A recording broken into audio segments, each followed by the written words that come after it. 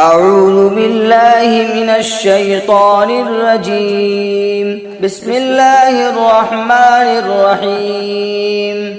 قل أعوذ برب الفلق من شر ما خلق ومن شر غاسق إذا وقب ومن شر النفاثات في العقد ومن شر حاسد إذا حسد.